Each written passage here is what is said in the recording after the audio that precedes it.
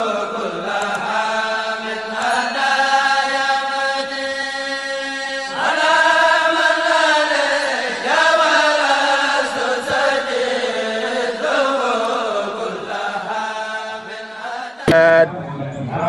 بوالد ولست بولد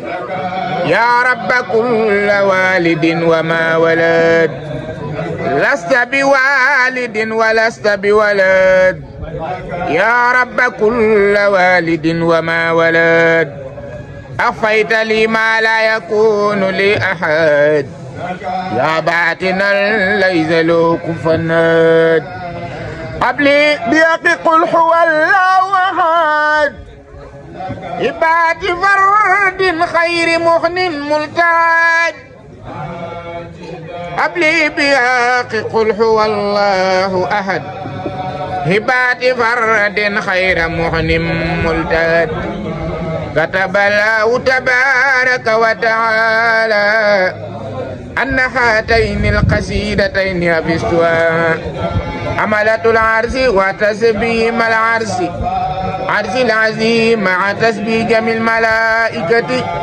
والله على ما نقول وكيل أحمد مغنيا بسم الله الرحمن الرحيم وصلى الله على سيدنا محمد وعلى آله وصحبه وسلم تسليما وجعل هذه الخدمة مسارات ولذات له صلى الله تعالى عليه وسلم في كل شهر حتى يدخل الجنة التي وعد المتقون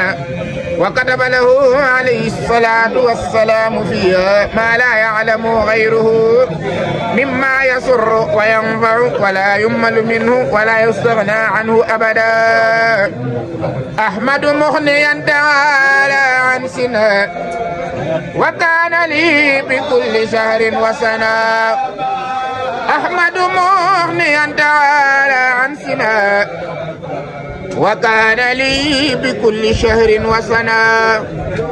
خاطبته في البر والبحر وفي السر والجهر مع الهادي الوفي فقلت يا رب الورى يا ربنا يا ربنا يا ربنا يا ربنا يا ربنا صل صلاة فائقة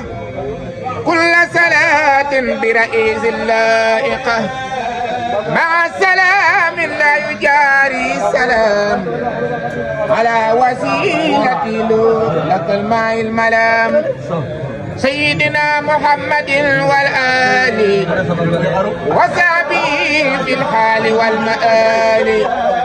واكتب له اليوم بسارات الكريم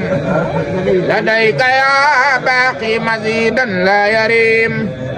يا ربنا صل صلاة بارعة مع سلام بالمنى مسارعة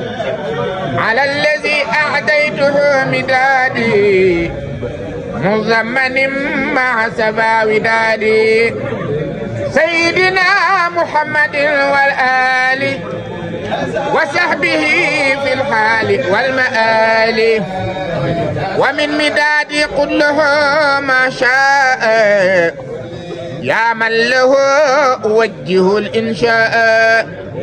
يا ربنا صل صلاة طاهرة مع سلام لعداك قاهرة على الذي أعطيته أقلامي مزمن بأفيد الكلام سيدنا محمد والآل Sorry.